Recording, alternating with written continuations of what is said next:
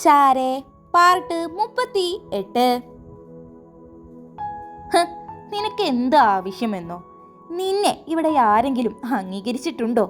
എന്നാൽ ദീപ്തി അങ്ങനെയല്ല. അവളെയും കുഞ്ഞിനെയും ഇവിടെ എല്ലാവരും അംഗീകരിച്ചതാണ്. അപ്പോൾ അസൂയ നിനക്ക് കാണില്ലേ? അരവിൻ്റെ അമ്മ അത് കേട്ടതും വൈഷ്ണവി ഞെട്ടിപ്പോയി. കല്യാണം കഴിഞ്ഞു എന്ന് പറഞ്ഞ് കയറി വരുമ്പോഴെല്ലാം സ്വീകരിക്കാൻ നിൽക്കുകയല്ല ഇവിടെ ആരും. ഇങ്ങനെ ഓരോ ക്രിമിനൽ സ്വഭാവമുള്ളവരെയാണോ നീ വീട്ടിലേക്ക് കൊണ്ടുവന്നത്? മുത്തശ്ശി ഒന്ന് നിർത്തുന്നുണ്ടോ? അവൾ അങ്ങനെ ചെയ്യുമോ ഇല്ലയോ എന്ന് എനിക്കറിയാം. അതൊന്നും നിങ്ങളെ ആരെയും ബോധിപ്പിക്കേണ്ട ആവശ്യം അവൾക്കില്ല. ആരവ് അതും പറഞ്ഞ് ദേഷ്യത്തിൽ വൈഷ്ണവിയുടെ കൈപിടിച്ച് മുകളിലേക്ക് കയറാൻ നിന്നതു. ആരവ്, നമുക്കൊന്ന് ഹോസ്പിറ്റലിൽ പോയി വരാം. അത് കേട്ടതും ഒന്ന് അമർത്തി മൂളിക്കൊണ്ട് ആരവ് അവളുടെ കൈ പിടിച്ചുകൊണ്ട് പുറത്തേക്കിറങ്ങി. ബാക്കിയുള്ളവർ ദേഷ്യത്തിൽ പരസ്പരം നോക്കി. ആദ്യം ഇവരെ തമ്മിൽ തല്ലിക്കണം. അമലാത്മ വൈഷ്ണവിയും ആരവും ഹോസ്പിറ്റലിൽ എത്തി. അവരുടെ റൂം അന്വേഷിച്ച് അവർ ആ റൂമിലേക്ക് കയറിയതും അകത്തേക്ക് കയറി വരുന്ന ആരവിനെയും വൈഷ്ണവിയെയും കണ്ടതും വൈശാഖിന്റെ അമ്മ ദേഷ്യത്തിൽ, ഹോ, എന്തിനാ നീ ഇങ്ങോട്ട് വന്നത്? ആ കുഞ്ഞിനെ നീ കൊന്നില്ലേടി? എന്ത് അസൂയാണ് നിനക്ക്? എന്റെ കുഞ്ഞിന്റെ സങ്കടം കണ്ടോ നീയൊക്കെ? അതറിഞ്ഞപ്പോ ഇറങ്ങിപ്പോയതാ അവൻ. വൈശാഖിന്റെ അമ്മ ദേഷ്യത്തിൽ പറഞ്ഞതു, അയ്യോ, ഞാനല്ല ചെയ്തത്. അവരെല്ലാം എന്നെ വെറുതെ കുറ്റക്കാരാക്കുക. വൈഷ്ണവി അവൾ സങ്കടത്തോടെ അത് പറഞ്ഞ് ദീപ്തിയുടെ കൈ പിടിച്ചതും ദീപ്തി അവളുടെ മുഖത്തേക്ക് ഒന്ന് നോക്കുക പോലും ചെയ്യാതെ അവളുടെ കൈ തട്ടി മാറ്റി. അത് കണ്ട് ഞെട്ടിക്കൊണ്ട് വൈഷ്ണവി അവളെ നോക്കി. ഇവിടെ കിടന്ന് അഭിനയിക്കാതെ ഇറങ്ങിപ്പോകുമോ നീ? നിനക്ക് എവിടുന്ന് ആരവ് ഇങ്ങനെ ഒരു ക്രിമിനൽ സ്വഭാവമുള്ളവരെ ഒരുത്തിയെ കിട്ടിയേ? അയ്യോ, എൻ്റെ കുഞ്ഞ്. വൈശാഖിൻ്റെ അമ്മ, അമ്മേ, ഞാനല്ല. എനിക്കിവളെൻ്റെ സഹോദരിയാണ്. ഞാൻ എന്തിനായി ഇങ്ങനെ ചെയ്യണം? ദീപ്തി, ഞാനല്ല. നീ ഒന്ന് മനസ്സിലാക്ക്. വൈഷ്ണവി. ദീപ്തി അവളെ നോക്കിയതേയില്ല. എൻ്റെ കൈ നിന്റെ മുഖത്ത് പതിയണം എന്നില്ലെങ്കിൽ ഇറങ്ങിപ്പൊക്കോണം. വൈശാഖിൻ്റെ അമ്മ വീണ്ടും ദേഷ്യത്തിൽ പറഞ്ഞതും, ഈ നിൽക്കുന്നവൾ ഇതാ, ഇവൾക്ക് അത് വേണം ഇത് വേണം എന്നൊക്കെ പറയുമ്പോൾ എല്ലാം തയ്യാറാക്കി നൽകി. അങ്ങനെ സ്നേഹിച്ചതിൻ്റെ പേരിലല്ലേ ഇപ്പോൾ നിങ്ങളുടെ മുമ്പിൽ ഇവൾ കുറ്റക്കാരിയായി നിൽക്കേണ്ടി വന്നത്? സത്യം, അത് ഞാൻ തെളിയിച്ചു തരാം നിങ്ങൾക്കൊക്കെ. ആരവ് ദേഷ്യത്തിൽ അതും പറഞ്ഞ് വൈഷ്ണവിയുടെ കൈ പിടിച്ച് അവിടെ നിന്നും ഇറങ്ങി. അപ്പോൾ ഇതെല്ലാം കേട്ട് വൈശാഖ് അവിടെ നിൽപ്പുണ്ട്. അവനെ ഒന്ന് നോക്കി അവിടെ നിന്നും ഇറങ്ങിപ്പോയി. ഹോസ്പിറ്റലിൽ മുതൽ വീടെത്തി റൂമിലേക്ക് കയറിയിട്ടും ഒരേ ഇരിപ്പാണ് വൈഷ്ണവി. അത് മനസ്സിലാക്കിയതുപോലെ ആരവ് വൈഷ്ണവിയെ ചേർത്ത് പിടിച്ചതും അവൾ നിറമീയോടെ അവനെ ഒന്ന് നോക്കി. എന്തിനാ എന്നെ ഇങ്ങോട്ട് കൊണ്ടുവന്നത്? ആ ചേച്ചിയുടെ കൂടെ അവിടെ വെയിറ്റർ ജോലിയും നോക്കി ഞാൻ സമാധാനത്തോടെ കഴിയുമായിരുന്നില്ലേ? എന്തിനാ എന്നെ ഇങ്ങോട്ട് കൊണ്ടുവന്ന് ഒരുപാട് ബന്ധങ്ങൾ നൽകിയത്? ഈ ബന്ധങ്ങൾ എന്നും ഒരു വേദനയാണ് എനിക്ക്. എല്ലാം എനിക്ക് നഷ്ടമായിട്ടേ ഉള്ളൂ. ഒന്നും നേടിയെടുക്കാൻ എനിക്ക് കഴിഞ്ഞിട്ടുമില്ല. വൈഷ്ണവി, ബന്ധങ്ങൾ കൊണ്ട് നീ മാത്രമല്ല, ഞാനുൾപ്പെടെ എല്ലാ മനുഷ്യന്മാരും അറ്റാച്ച്ഡ് തന്നെയാണ്. അവരുടെ ഒരു കുറ്റപ്പെടുത്തലോ ഒറ്റപ്പെടുത്തലോ മതി നമ്മൾ തകരാൻ. പക്ഷേ അവിടെ വെച്ച് എല്ലാം ഒഴിവാക്കി നമുക്ക് ഓടാൻ കഴിയുമോ? ഇല്ലല്ലോ. തെറ്റിദ്ധാരണ കൊണ്ട് സംഭവിച്ചതെല്ലാം ഒരു നാൾ തെളിയുക തന്നെ ചെയ്യും. നിന്റെ കൂടെ ഈ ഞാനില്ലേ, എന്തിനാ നീ ഇങ്ങനെ സങ്കടപ്പെടുന്നേ? ആരവ്, പക്ഷേ എൻ്റെ മനസ്സ് പൊട്ടിക്കരയാൻ വെമ്പുമാ. ദീപ്തി എനിക്ക് എൻ്റെ സഹോദരിയായിരുന്നു. അവൾ എൻ്റെ കൈ തട്ടി മാറ്റി. അപ്പോൾ അവളും വിശ്വസിച്ച് കാണില്ലേ ഞാനാ ഇതെല്ലാം കാരണമെന്ന്? ആരവ് വിശ്വസിക്കുന്നുണ്ടോ ഞാനാണ് ചെയ്തതെന്ന്?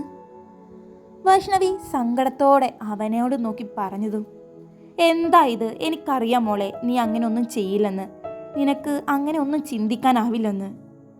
അത് കേട്ടതും അവൾ പൊട്ടിക്കരഞ്ഞുകൊണ്ട് അവൻ്റെ നെഞ്ചിലേക്ക് വീണു. അപ്പോൾ വേറെ ആർക്കും എന്നെ ഇവിടെ വിശ്വാസമില്ല അല്ലേ? ഇവിടെ ആർക്കും എന്നെ ഇഷ്ടമല്ല ആരവ്. എല്ലാവർക്കും എന്നോട് ദേഷ്യമാ. ആകെയുള്ള ദീപ്തി പോലും എന്നെ തള്ളിപ്പറഞ്ഞു. എനിക്ക് വീർപ്പ് മുട്ടുക ആരവ്. ഇത്രയും നാളും എല്ലാം സഹിച്ചു. പക്ഷേ എനിക്കും ഒരാഗ്രഹമുണ്ടായിരുന്നു, എന്നെ സ്നേഹിക്കാനും മനസ്സിലാക്കാനും കഴിയുന്ന ഒരു ഫാമിലിയെ. ആരവ്, നമുക്ക് ഇവിടെ നിന്നും പോകാം ആരവ്. ഇവിടെ ഇനി നിൽക്കാൻ ഞാനില്ല, മടുത്തു എനിക്ക്. വൈഷ്ണവി, അവൾ കണ്ണുകളെല്ലാം തുടച്ചുകൊണ്ട് പറഞ്ഞതും ആരവ് ഒന്നും മിണ്ടാതെ വൈഷ്ണവിയെ നോക്കി. എന്താ ആരവ് ഒന്നും മിണ്ടാത്തത്? വൈഷ്ണവി, ഇപ്പോൾ പോകാൻ പറ്റില്ല വൈഷ്ണവി. ആരവ് അത് കേട്ടതും വൈഷ്ണവി എന്താണെന്ന പോലെ അവനെ നോക്കി. അതിന് മറുപടി ഒന്നുമില്ലാതെ ആരവ് അവളെ നോക്കി. ആരവ്, നീ എന്നിൽ നിന്നും എന്തെങ്കിലും മറച്ചു വെക്കുന്നുണ്ടോ? അത് കേട്ടതും ആരവ് ഒന്ന് ഞെട്ടി.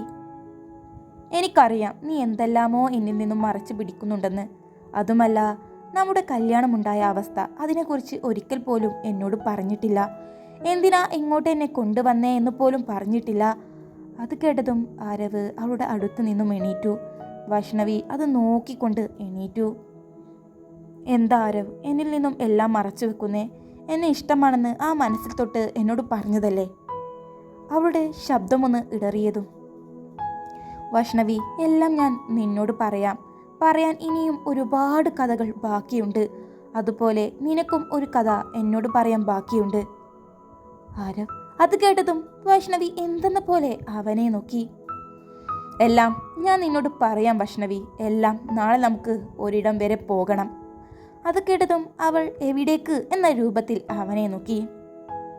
വാ, നീ എല്ലാം മറന്ന് സമാധാനത്തോടെ എൻ്റെ നെഞ്ചിൽ കിടക്ക്. എല്ലാത്തിനും ഉത്തരം ഞാൻ നൽകാം. ഇവിടത്തെ ഒരു കാര്യവും നീ ആലോചിക്കേണ്ട. പിന്നെ നമുക്ക് ഈ വീട്ടിൽ നിന്നും ഇവിടെ നിന്നും ഇവരിൽ നിന്നും ദൂരെ പോകാം.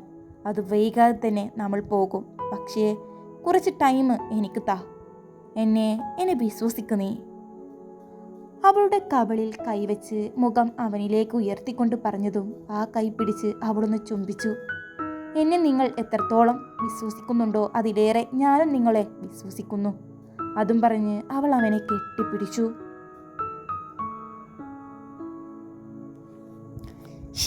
എന്റെ പ്ലാൻ ഇതോടൊപ്പം തീർന്നെന്ന് വിചാരിച്ചു. പക്ഷേ ഇല്ല. ആ വൈഷ്ണവിയെയും ആരവിനെയും എങ്ങനെയെങ്കിലും തമ്മിൽ തല്ലിക്കണം. എങ്കിലേ അവളെ വളരെ എളുപ്പത്തിൽ ഇറക്കി വിടാൻ സാധിക്കൂ. ഇന്ന് ആ ആരവ്, അവൻ അവൾക്ക് കാവൽ നിന്നു. ഞാൻ ആ ദീപ്തിയുടെ ഭക്ഷണത്തിൽ വിഷം നൽകിയത് അമ്മായിയോ ആരവിൻ്റെ അമ്മയോ അറിഞ്ഞിട്ടില്ല, അറിയാൻ പോകുന്നുമില്ല. അത് ഞാൻ അങ്ങ് മാഞ്ഞു പോകട്ടെ. പക്ഷേ ഇത് വെച്ച് വൈഷ്ണവി അവളെ ദ്രോഹിച്ചോണ്ടേയിരിക്കണം. അവൾക്ക് മടുത്ത് ഇവിടെ നിന്നും ഇറങ്ങിപ്പോകണം. എന്തെങ്കിലും ഒരു പുതിയ വഴി കണ്ടുപിടിച്ചേ പറ്റൂ. എങ്ങനെങ്കിലും അവരെ തമ്മിൽ തല്ലിക്കണം. ഇങ്ങനെ ഓരോന്നാലോചിച്ചു കൊണ്ട് അമല മുറിയിൽ അങ്ങോട്ടും ഇങ്ങോട്ടുമായി നടന്നു. ഇത്രയും ചെയ്തു വെച്ചിട്ടും എങ്ങനെ കഴിയുന്നു ഇങ്ങനെ നിൽക്കാൻ? ആ ശബ്ദം കേട്ട് അമല ഞെട്ടിക്കൊണ്ട് നോക്കിയതും അവിടെ ഒരു സെർവൻ്റ് ആയിരുന്നു. അത് ഒരു സെർവൻ്റ് എന്താ എൻ്റെ റൂമിൽ? അമല ഒരു പുച്ഛത്തിൽ ചോദിച്ചതും. അതെ, ഞാനൊരു സെർവൻ്റ് തന്നെയാണ്. പക്ഷേ നിങ്ങളെപ്പോലെ ആളെ കൊല്ലുന്ന സ്വഭാവം എനിക്കില്ല. അത് കേട്ടതും അമലയൊന്ന് ഞെട്ടി അവളെ നോക്കി. ഡി, എന്തെങ്കിലും ഇവിടെ വന്ന് വിളിച്ച് പറയാൻ നിൽക്കണ്ട. ഹലോ, നിന്റെ നാടകമൊന്നും ഇങ്ങോട്ട് വേണ്ട. സെർവൻ്റ്? എന്ത് എടി എന്നോ? ഞാൻ ആരാണെന്ന് നിനക്കറിയില്ല. അവളെ ദേഷ്യത്തിൽ സെർവന്റിന് നേരെ കൈ ഉയർത്തിയതും അത് അവൾ തടഞ്ഞു. ദീപ്തിയുടെ കുഞ്ഞിനെ നീയാണ് കൊന്നത്. ഞാൻ കണ്ടതാ നീ വിഷം ഒഴിച്ചത്. പാവം ആ വൈഷ്ണവിയെ ദ്രോഹിക്കുന്നതൊക്കെ ഞാൻ നോക്കി നിൽക്കണോ? ഇതെല്ലാം ഞാൻ എല്ലാവരോടും പറയൂ. അത് കേട്ടതും അമല ഞെട്ടിപ്പോയി. തുടരും.